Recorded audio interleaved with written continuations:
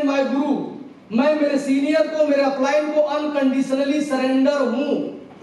जैसा वो बोलते हैं वैसा मैं काम करता हूं। मैं गया था रेंज रोवर वेलार गाड़ी लेने के लिए, और मैं संपूर्णा सर की जीएलएस में गया, और वो गाड़ी जीएलएस बहुत बड़ी है। मैं उतरा, रेंज रोवर वेलार में देखा तो मुझे बड़ी छोटी लगी, माचिस की डिब्बी की तरह। तो मैंने संपूर्णा सर को बोला कि यार सर ये गाड़ी जम नहीं रही है, मुझे, मैं ये नहीं लूंगा। बगल में डिफेंडर खड़ी थी, तो सर ने बोली ये ले ले। मैं बोला ये ले लूं, तो बहुत बड़ी है। देख के गाड़ी डर गया, मैं ये गाड़ी ले लूं। हाँ बोले ये ले ले। फिर जब रेट सुना तो और डर गया, ये कैसे होगा। मैंने बोले तू ले ले। मैं बोला ठीक है चलो सर ले लेते हैं। वो गाड़ी आने में, खरीदने में, लोन कराने में, डाउन पेमेंट करने में एकदम हालत खराब हो गई मेरी। लेकिन उस गाड़ी का इतना बड़ा फायदा हुआ कि पूरा भारत देश मुझे जान गया कि मुर्तजा शेख नाम का कोई है AWPL में जो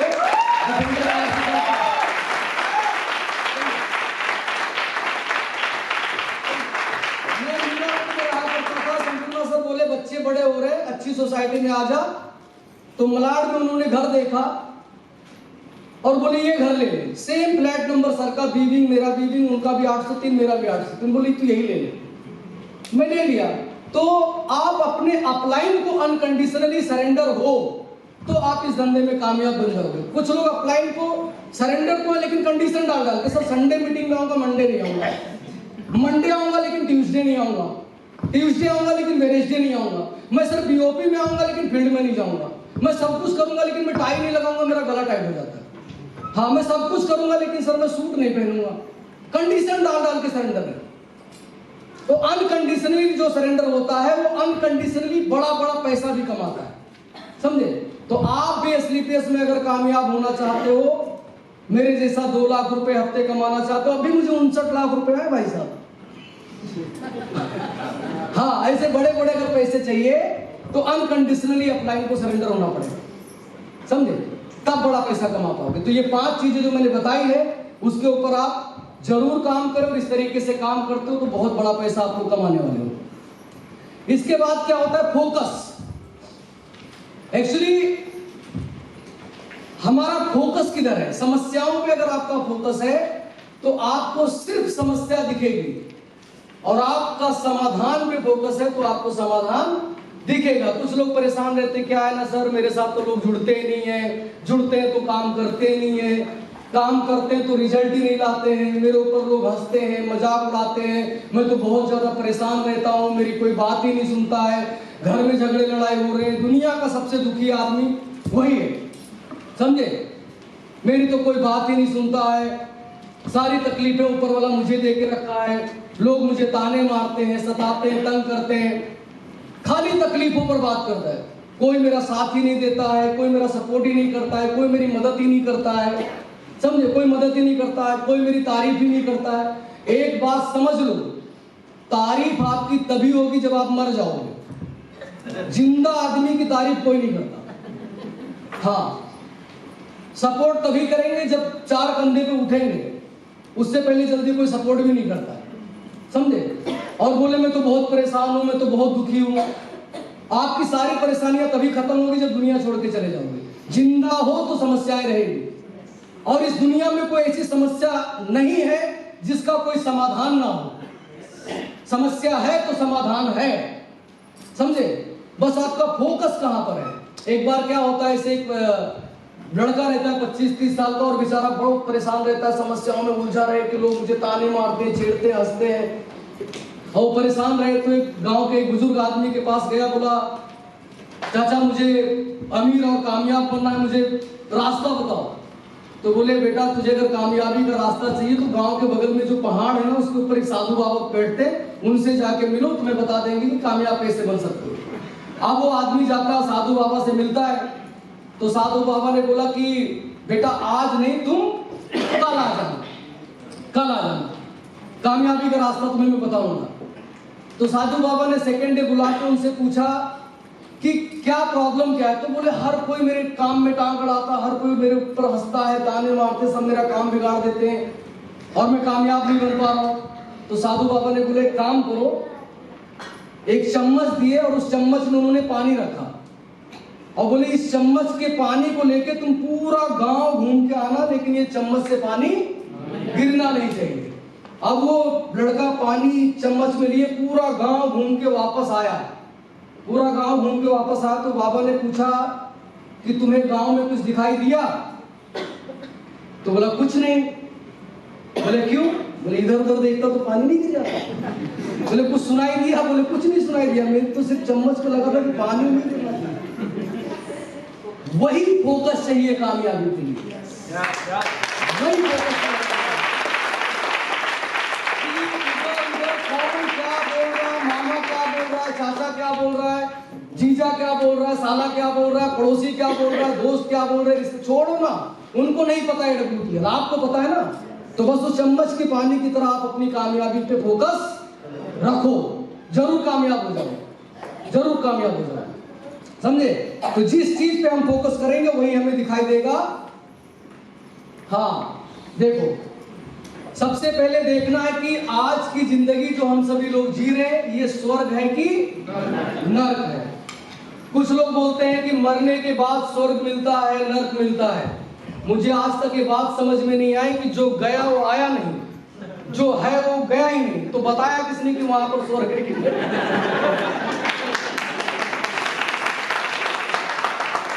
हाँ, जो गया वो आके बताया कि किसी को बताया, किसी के दादा या परदादा आके बताओ कि बेटा वहां पर पढ़ाई है, उसमें तले जाओगे, बदमाशी कम करो, ऐसा कुछ। जो गया वो आया ही नहीं, जो है वो गया ही नहीं, तो बताएगा। स्वर्ग और नर्क इसी दुनिया, इसी धरती पर, यहीं पर है, समझे। आज आप अपनी कंडीशन देखो, आप कहां पर हो, समझे। अगर आप अनफिट हो, आपका शरीर सही नहीं है, तो ये धरती ही नर्क है। मैं हमेशा कहा करता हूं, इस दुनिया में 4 सुख हैं। सबसे पहला निरोगी काया, सबसे पहला निरोगी काया, दूसरा घर में माया, तीसरा कुलवंती नारी, चौथा पुत्र आज्ञाकारी। 4 सुख बड़े होते हैं। इसमें सबसे पहला सुख होता है हेल्थ। आप फिट होने चाहिए, आप फिट होने चाहिए। ऊपर वाले का लाख लाख शुक्र अदा किया करो। जब सुबह सो के आप उठते हो, अपने शरीर को ऐसा हाथ लगाओ और शुक्रिया अदा करो कि मैं जिंदा उठा। हजारों लाखों लोग ऐसे हैं जो शाम को सोते और सुबह नहीं उठते, पता है। आप जिंदा उठे, ऊपर वाले का शुक्रिया अदा करो। अपने शरीर को देखो और शुक्र अदा किया करो, ऊपर वाले का धन्यवाद दिया करो। बहुत से ऐसे लोग हैं जो अपनी आंखों से देख नहीं सकते, आप देख रहे हो, ऊपर वाले का धन्यवाद दो। बहुत से ऐसे लोग हैं जो बोल नहीं सकते, आप बोल पा रहे हो, ऊपर वाले का धन्यवाद दो। बहुत से लोग अपने कानों से सुन नहीं सकते, ऊपर वाले का धन्यवाद दो कि आप सुन पा रहे हो। बहुत से ऐसे लोग हैं जिनके हाथ नहीं, अपने हाथ से खाना नहीं खा सकते, ऊपर वाले का धन्यवाद दो। बहुत से ऐसे लोग हैं जिनके पैर नहीं है, चल नहीं पा रहे, ऊपर वाले का धन्यवाद दो। बहुत से ऐसे लोग हैं जो पागल हो गए, आप कम से कम बुद्धि तो आपके पास है, पागल तो आप नहीं हुए। बहुत से ऐसे लोग हैं जिनका liver fail, kidney fail, hospital भरे के भरे पड़े हुए हैं। तो आप स्वस्थ हो, फिट हो, दुनिया के सबसे सुखी आदमी, ऊपर वाले का बार बार धन्यवाद दिया करो, बार बार धन्यवाद दिया करो और फिट रहने की कोशिश करो। हम सभी लोग आयुर्वेद में काम करते हैं, अपने शरीर के ऊपर काम किया करो। ये पेट है ना, इसको डस्टबिन मत बनाओ, कचरे का डब्बा मत बनाओ, कुछ भी उठा उठा के मत भर लिया करो। सुबह उठा करो, गुनगुना पानी, पंच तुलसी 2 बूंद डाल के पी लिया करो, फिर फ्रेश होने जाया करो, हेल्दी नाश्ता किया करो, समझे। ये जवान ना बहुत चंचल है, फटाफट चटक चटक चीजें मांगती है। जो जवान को अच्छा लगता है शरीर की बैंड बजा देती है, समझे।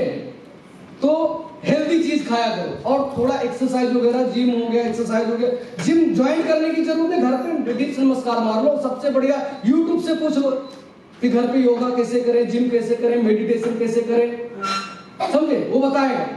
और 1 घंटा तो कम से कम आप अपने आप को दिया करो, 1 घंटे को। नहीं तो AWPL से आप 100, 200, 500 करोड़ भी कमाओगे और लास्ट में डॉक्टर सब खा जाएंगे, समझ रहे। तो अपने हेल्थ का ध्यान खास करके रखो, खास करके हेल्थ का ध्यान रखो, समझे मेरी बात। अब ये तो पता चल गया कि हेल्थी रहना है। देखो क्या होता है कि नॉलेज के बाद ना जो सबसे बड़ी चीज है इंप्लीमेंट करना। अभी हमें पता है कि अगर हमने शरीर का ध्यान नहीं दिए तो बहुत जल्दी मर जाएंगे, या चलो ऊपर वाले ने जिंदगी मौत लिख के रखी है, जितने साल जिसको जीना वो जिएगा, लेकिन ये है कि जीना आपको 80 साल है, पता चलेगा 65 में आप बिस्तर पकड़ लोगे, 15 साल घुट घुट के जियोगे। उससे अच्छा है हेल्थ के ऊपर ध्यान दिया करो, हेल्थ के ऊपर ध्यान दिया करो, बहुत जरूरी है, समझे। तो इसके बाद दूसरा सुख होता है पैसा। आप हेल्दी हो और आपके पास पैसा नहीं है तो कोई इज्जत मान सम्मान नहीं घर में। सबसे ज्यादा ताने इंसान को अपने घर में ही सुनने पड़ते हैं जिनके पास पैसे नहीं होते हैं। पैसा ना होना भी ये धरती उसके लिए नर्क है। पैसा ना होने की वजह से आदमी अपने परिवार की चाहतों को तो छोड़ो, उनकी जरूरतों को भी पूरी नहीं कर पा रहा है, समझे। तो ये हेल्दी रहने के लिए क्या करना होगा ये। अच्छा, इसमें सबसे बड़ी बात आपको बता दूं कि हेल्दी रहने के लिए आप किसी और से काम नहीं करवा सकते, आपको खुद काम करना पड़ेगा। अगर आपको गाड़ी नहीं चलाने आती, कोई ड्राइवर कार चला देगा, समझ में आ रही। खाना नहीं बनाना आता, दूसरा बना देगा। कपड़े प्रेस करने नहीं आते, कोई दूसरा कर देगा। बाल काटने नहीं आता, कोई दूसरा काट देगा। लेकिन हेल्दी रहने के लिए हमें खुद मेहनत करना पड़ेगा, ये कोई दूसरा नहीं कर सकता, समझे। तो पैसा कमाना इस जीवन में बहुत जरूरी है, समझे। और पैसा इंसान ही कमाते हैं, समझे। पैसा कमाना बहुत जरूरी है। अब पैसा कमाओगे कहां से? पैसा कहां से कमाओगे? हाँ, मेहनत करके। कहां पर मेहनत करके? सही जगह पर, सही प्लेटफॉर्म पे काम करके पैसा कमाया जा सकता। तो पैसा कमाना बहुत जरूरी है। जिनके पास पैसा नहीं है उनके पास कुछ नहीं है। इंसान की इज्जत पैसे से होती है, समझे बात को। इसके बाद अच्छा घर होना बहुत जरूरी है। अगर आपके पास अच्छा घर नहीं है तो भी जिंदगी नर्क। बहुत से लोग होंगे जो भाड़े के घर में रहते हैं। मैं काफी टाइम इसी मुंबई के अंदर भाड़े के घर में रहा हूं। ये जो 11-11 महीने में रूम चेंज करना पड़ता है, जान निकल जाता है भाई साहब। एक तो जो ब्रोकर होते हैं, दलाल जो होते हैं, रूम दिलाते हैं, 1-2 भाड़ा उनको देना पड़ता है। उसके बाद बच्चों की स्कूल बार बार चेंज होते रहती है, जान निकल जाता है। इधर 30 तारीख गए, आपने रेंट दिए और अगली 30 तारीख ऐसा लगता है कि बस 1 हफ्ते के अंदर वापस आ गए। खुद का घर होना बहुत जरूरी है। कहते हैं कि बंगला हो या घोंसला, अपना घर होता है। खुद का घर बहुत जरूरी है। जिसके पास खुद का घर नहीं है उसकी भी जिंदगी यहीं पर नर्क है, नर्क है। इसके बाद फैमिली में खुशियां नहीं है, सुकून नहीं है। आपके पास घर भी है, पैसा भी है, आप सेहतमंद भी हैं, लेकिन घर में सुकून नहीं है, घर में खुशियां नहीं है, तो भी जिंदगी यहीं पर नर्क है, समझे। तो भी जिंदगी यहीं पर नर्क है। सास बहू से लड़ रही है, बहू सास से लड़ रही है, भाभी ननद से लड़ रही है, ननद भाभी से लड़ रही है, भाई भाई से लड़ रहे हैं, बाप बेटे से लड़ रहा, आपस में लड़के मरे जा रहे हैं। सुकून नहीं है घर के अंदर। सब्र करो, शांत रहो, बर्दाश्त करो, माफ कर दो, माफी मांग लो, लड़ाई मत करो, घर में कलेश मत मचाओ, सब्र कर लो। कौन सा यहाँ परमानेंट रहने के लिए हम लोग आए? यहाँ पर जितने भी लोग बैठे हुए हैं इनमें से बता दो कि अगले 100 साल बाद कौन यहाँ पर रहेगा? तो फिर क्यों लड़ना? क्यों लड़ना किसी से?